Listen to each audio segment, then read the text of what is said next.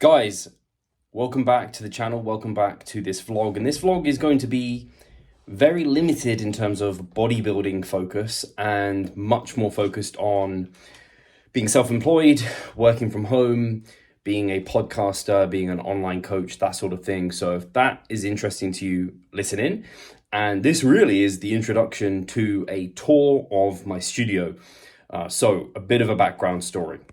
So I'm going to try and keep this relatively brief, but to give a bit of background to me and where I am right now. So when I left university, I didn't really know what I wanted to do and ended up working in central London for who were formerly known BHS, so British Home Stores. I worked in their head office, and I was a assistant merchandiser. I did that, I think, for like a couple of years, and I was kind of climbing the ranks whilst on the side, very, very interested in bodybuilding, knew that was my passion. I'd kind of really leave on time to make sure I got home and could train, and everyone took the piss out of me at work because I'd have like I'd always bring in my lunch, and it was always basically the same lunch every single day because I'd bulk cook it for the week. You can see this sort of information back on my channel if you actually have a look. And essentially, I decided I was either going to pursue that career or I was going to down the route of being a one-on-one PT. So on weekends, I was doing kind of the education side, the learning side to become a one-on-one PT. I got the qualification to be a gym manager. What's it called when you're just like on the gym floor, like a fitness instructor or something. And then I got my personal trainer qualification, like a level 3 or whatever it is. And I decided to hand in my notice. I was living at home at the time, so it was very risk-free. And I actually started working at my local gym.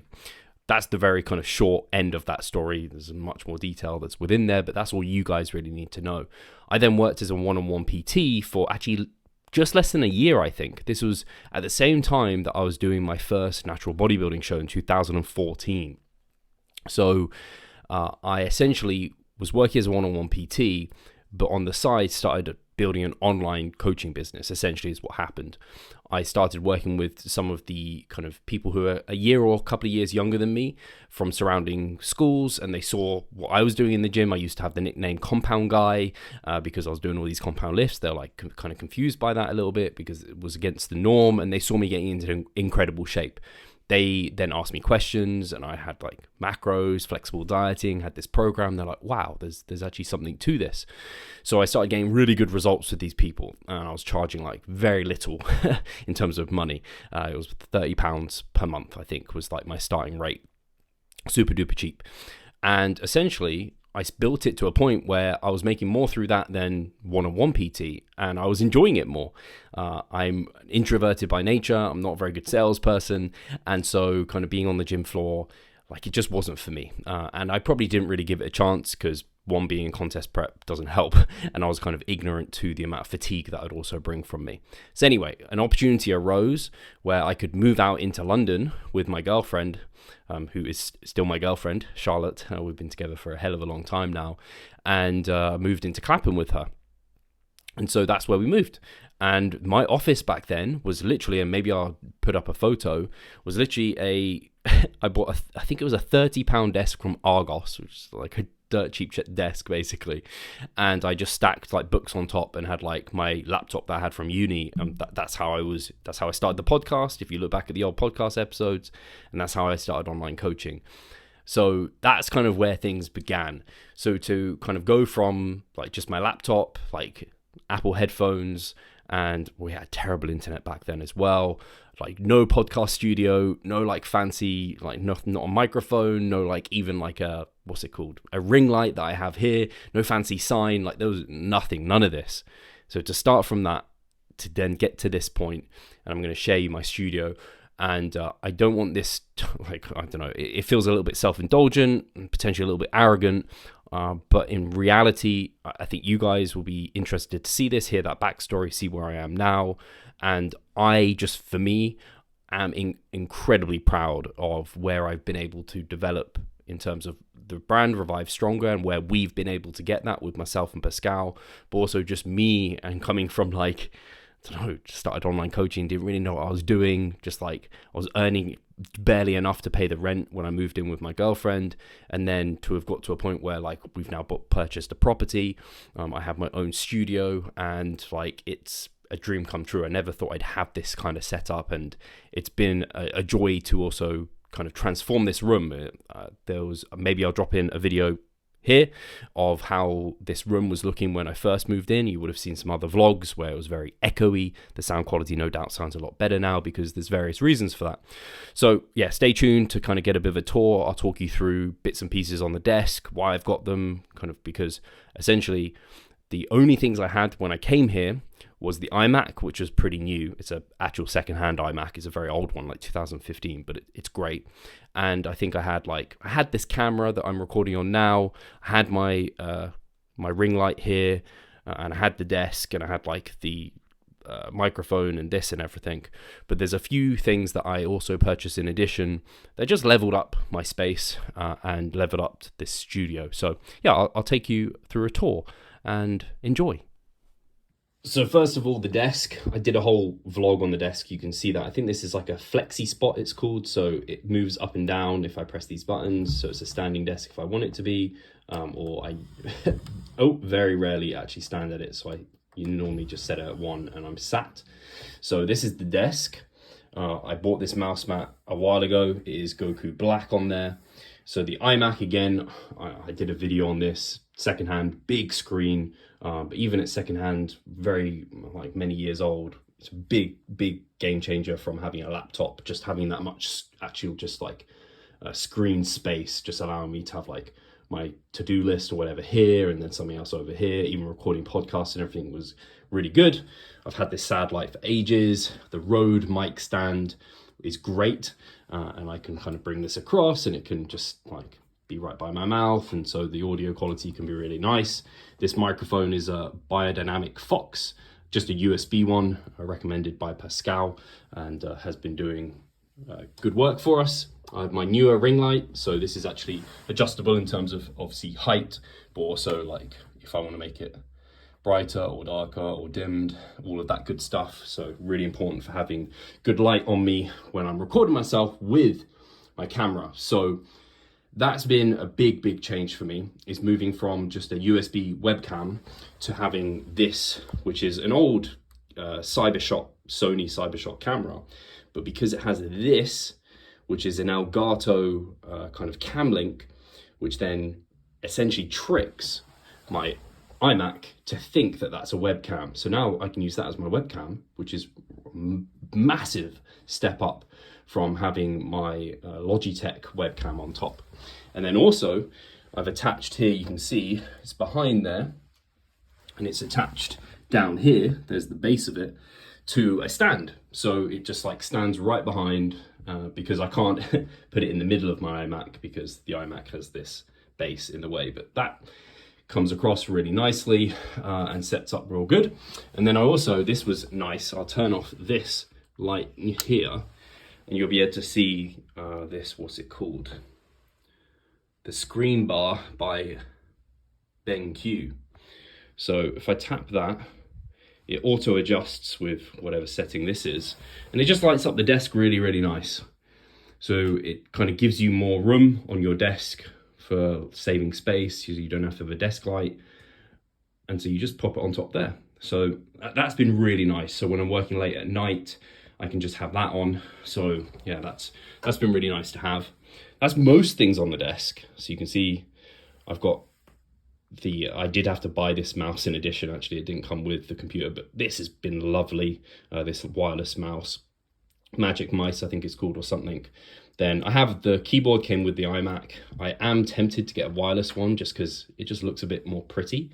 But that's the only other change there. Oh, this is something I picked up, which says Chotek. It's just a wireless charger. So you can just put your kind of headphones on there or your phone up on there, and it just charges it, and I can tuck it under here and it doesn't take up any extra room, and it's just a bit easier than having more wires and cables. These have been pretty nice. My sister actually got me these coasters, and they're just nostalgia there with Charizard and Blastoise and Pikachu and Venusaur. Venusaur is not the best one, is he? But I still think it's really cool. Is that Venusaur? Yeah, it's Venusaur.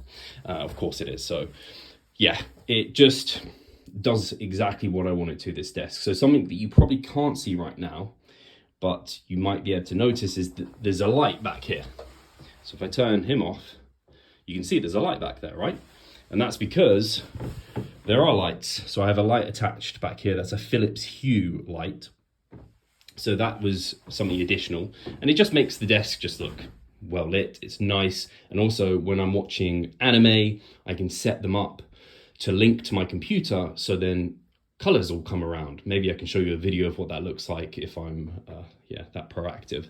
And then in addition, I didn't have this before I moved here. This was like the first thing I did. And this is just, I mean, people are going to look at this and they're going to think this is terrible cable management, but I had nothing before. Whereas I got these 2 cages underneath from Amazon and they just cradle everything, which is really nice. And so it means none of my feet or anything touch anything there.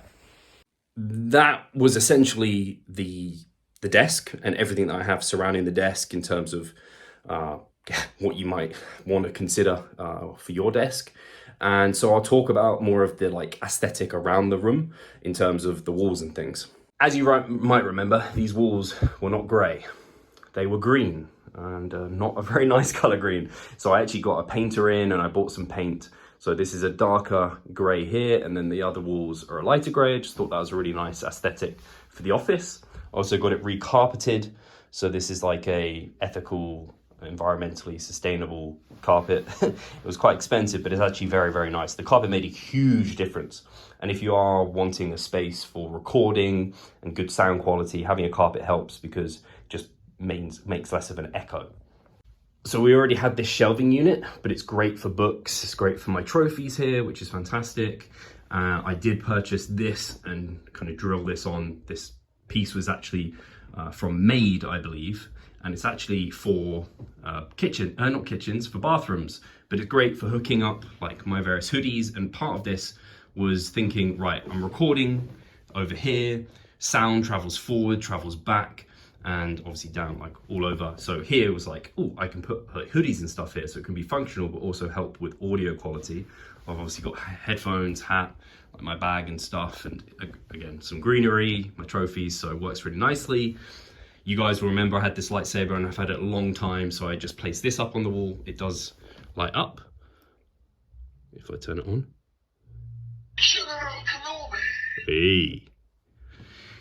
So that's really cool if I want to have this on. Obviously it's wireless, so I have to kind of recharge it and stuff, but it's a shame because it's actually not in the back for when I'm recording check-ins or a podcast, but it's still pretty damn cool.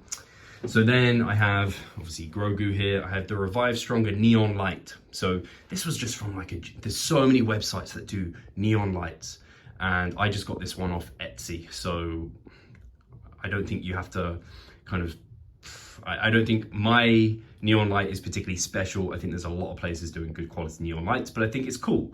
And I have this in the back for the podcast and for check-ins, and it just really just gives a really cool professional vibe. And I'm very proud to have my kind of company's name in this room. So then this is another Philips Hue light. So it works really nicely in this corner, kind of shining on this guy here. I already had this because my mum bought it for me ages ago. So that's really nice. And you can kind of hide the cables and stuff over here. So this corner, obviously this was already here. So like it just works nicely in here. And then one of the first things I bought, and I should have mentioned this is important for like recording and stuff, is a blackout curtain. So this was just off Amazon, but it worked perfectly. It just completely makes the room dark. And so if I want to record in here and kind of, I don't know, I need that aesthetic, I can do that. So then one of the other things I bought from Elgato, same as this Camlink, were these sound panels. So if you go on Amazon, you'll be able to find a bunch of like generic, cheap sound panels, which could be absolutely great, but I didn't think they looked that great, and the reviews were a bit mixed. And so these ones, I think they look nice, and they're very easy to put together and attach and everything like that. So these have been really nice. So I can speak forward and kind of it buffers the sound, and right to my side. So it's not like an echoey hole in this corner, which is really, really good. Obviously this remote, you may have noticed it.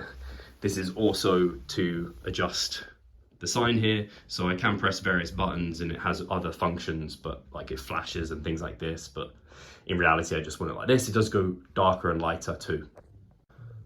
And now we're on to some of the furnishings. So this was one of the earlier things I bought. It actually took a while to come. I bought it up from John Lewis, and it's a human scale desk chair. So I had an old desk chair, which was secondhand from a charity shop, and it was an IKEA branded one.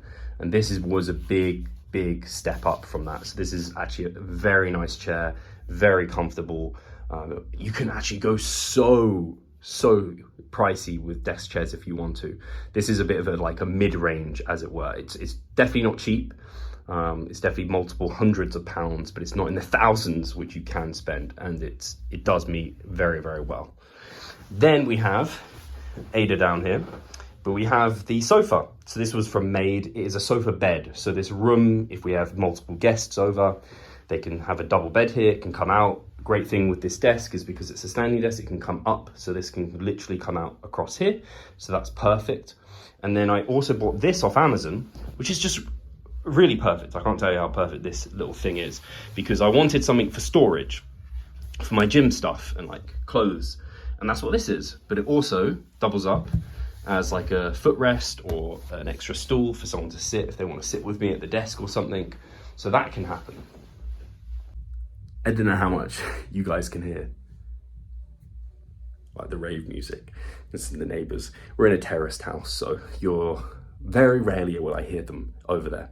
But the final thing I really wanted to show you in here, and one of my favorite things, probably the last thing I bought, is over here in the corner. Let's go. And that is these two drawings. So this is Future Trunks, my favorite version of Future Trunks from Dragon Ball Z. This is Vegeta Ultra Ego. So this is a new form of him. Hasn't actually come out in the anime series yet. Who knows when it will. It's from my man Dean. So where's his logo? It's on here somewhere. Oh no, he just signed this one as well. So this was from someone on Instagram. I just was following his account for a while, and I love these drawings. Like, they are super detailed. Have a look at that. And I'm just as in love with them. And I couldn't be happier with the quality of that. Like, look at the hair, the eyes, like the blood across here and everything. And I just bought some frames off Amazon and got some nails, put them up over here. So it kind of filled up that little space on the wall here. So that's mostly everything. The only thing I don't think I've told you about is this, which was from Made. Again, there was nothing that was covering this light here. So it just all ties in. I don't know if you can hear the music. I don't know how much my microphone's really picking it up. But that's the tour. And yeah, look at this, by the way. Look at what Ada did to me. She scraped my eye. Anyway, so I think that was everything. I think I took you through pretty much everything that's in here. If there's any questions surrounding any of it, do let me know. I think people are going to want the links to everything. I don't know if I'll have gone to the point of putting the links for everything, because most things I just pick them up. Well, some things are secondhand on Amazon, like things like paint and like the carpet and stuff. I don't think are particularly important, and I took you through the kind of branding of most things, I think. So hopefully you're well set there. But yeah, hopefully this has been interesting. Again, I don't know what else I would want to kind of add in here. I do probably want to get some more of the Philips Hue lights, just create maybe a little bit more atmosphere, maybe in and around the corner over there next to these pictures. But that's it.